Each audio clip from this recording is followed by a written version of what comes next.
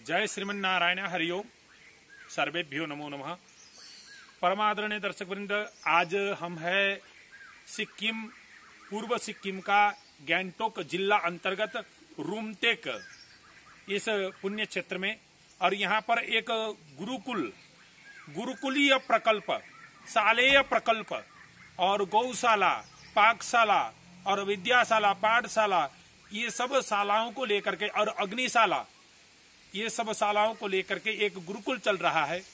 और इसी स्थान पर जन्मे हुए पूज्यवर हमारे गुरुजी धरणधर स्वामी जी, जो वेद और व्याकरण के प्रकांड विद्वान हैं, ऐसे गुरु युवा विद्वान हमारे समक्ष में है।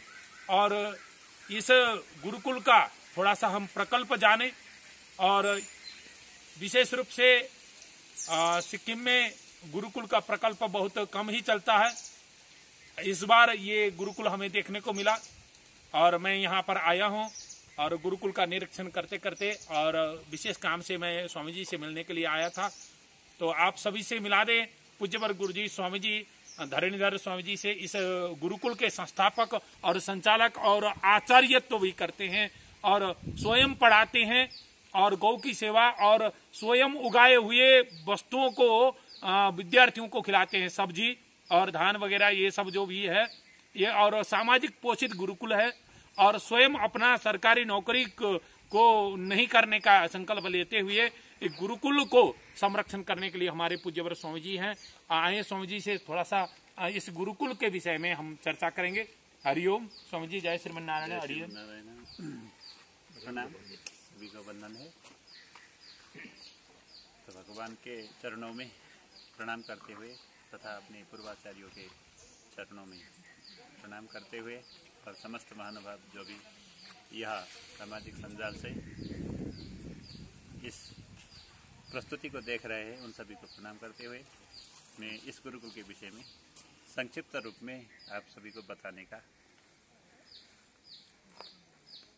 प्रयास कर रहा हूँ।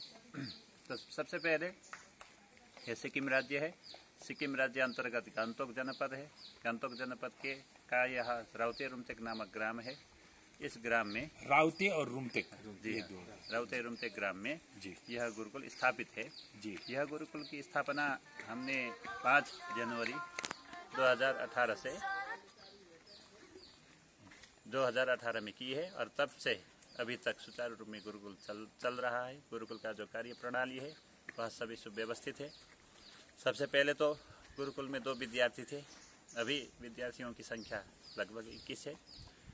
तो सबसे पहले गुरुकुल का परिचय देते हुए मैं बताना चाहता हूं कि यह गुरुकुल अष्टशालात्मक है। तो अष्टशालात्मक, जी, अष्टशालात्मक है। 8 शालाएं हैं जी जी। और पहला शाला है देवशाला। देवशाला, मंदिर, हाँ मंदिर, देवशाला। फिर उसके बाद गौशाला है। गौशाला। फिर उसके बाद यज्ञशाला है। यज्ञशाला। फिर उसके बाद पाठशाला। पाठशाला। फिर उसके बाद पाकशाला। पाकशाला। फिर उसके बाद अतिथिशाला। अतिथिशाला। फिर उसके बाद आचार्यशाला। आचार्यशाला। फिर उसके बाद छात्रशाला। छात्रशाला। तो इस प्रकार 8 अष्टशालात्मक गुरुकुल है यह जी।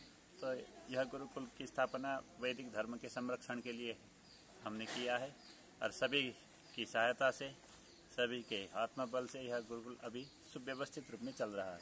यहाँ पर सबसे पहले तो वेदों को प्राथमिकता दिया है जी। तो वेद में जी। शुक्ल यजुर्वेद का अध्ययन यहाँ पर होता है। फिर उसके बाद ऋग्वेद का भी होता है। कृष्ण यजुर्वेद जी, कृष्ण यजुर्वेद, 3 वेदों का अध्ययन यहाँ पर होता है जी। फिर उसके बाद सबसे पहले यहाँ विद्यार्थियों को संध्या बंधन जी। इस विषय का ज्ञान कराया जाता है जी। तो इसके लिए हमने ही एक संग्रह करके जी। वैदिक नित्य कर्म इस नाम से एक पुस्तक प्रकाशित किया है। तो इसी पुस्तक के आधार पर यहाँ के विद्यार्थियों को संध्या बंधन का प्रशिक्षण दिया जाता है। फिर उसके बाद यहाँ व्याकरण, लघु सिद्धांत कौमुदी जी, इस ग्रंथों को पढ़ाया जाता है। फिर तर्क संग्रह इत्यादि अनेकों जितने भी हमारे संस्कृत साहित्य में ग्रंथ है जी, तो उसको क्रम से यहाँ पर अध्ययन कराया जाता है। ज्योतिष का है जी, अभी ज्योतिष का नहीं, ज्योतिष का नहीं है। और साथ में गुरुकुल का नाम क्या? गुरुकुल का नाम श्री रामानुज वैदिक गुरुकुल देवस्थानम। तो इसी के नाम पर यहाँ ट्रस्ट है एक। ये और ये ट्रस्ट स्वयं का ट्रस्ट है या सामाजिक पोषित ट्रस्ट है या क्या है? यह ट्रस्ट तो निजी ट्रस्ट, निजी ट्रस्ट है।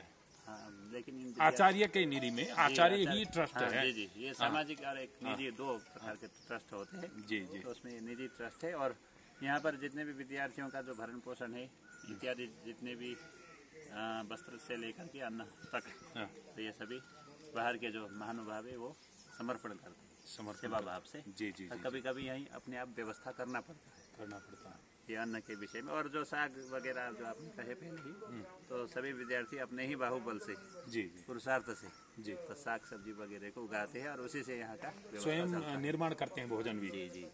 इससे मैंने हमने इसको भी विद्या अध्ययन का एक भाग माना है। जी जी। जैसे गौ सेवा करना, कृषि करना, क्योंकि ये अनिवार्य विषय है हमारे जीवन में।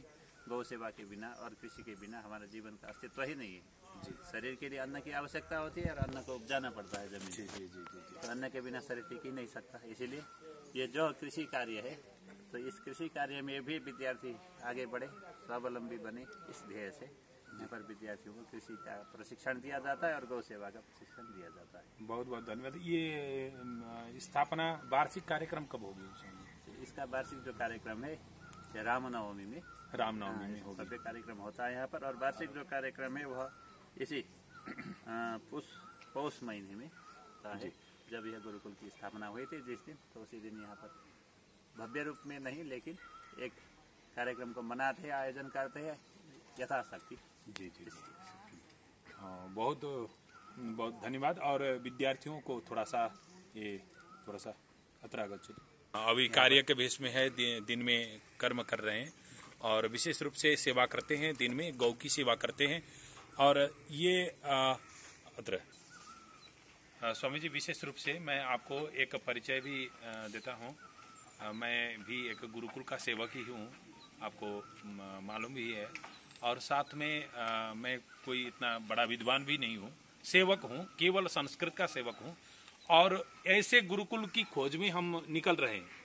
और अखिल भारतीय गुरुकुल प्रकल्प के अधिकारी के रूप में, ऑफिसर के रूप में हम लोग 15 जन है, उनमें से हम एक हैं।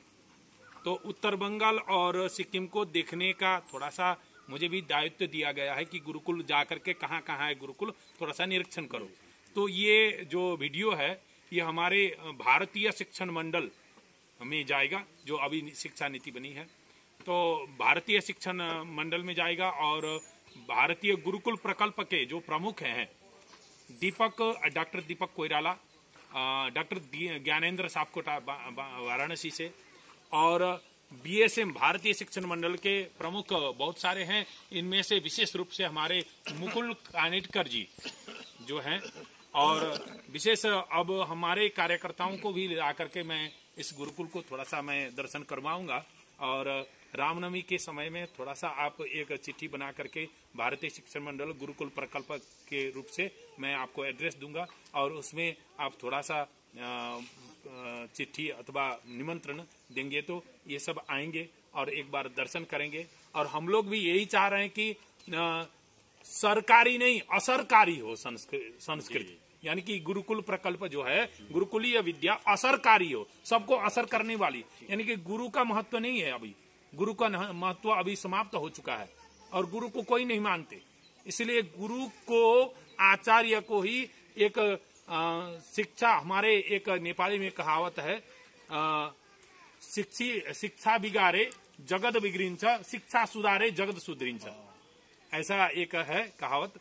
तो इस प्रकार से आपको बहुत बहुत धन्यवाद स्वामी जी, और मैं आभार व्यक्त करता हूँ गुरुकुल प्रकल्प की ओर से।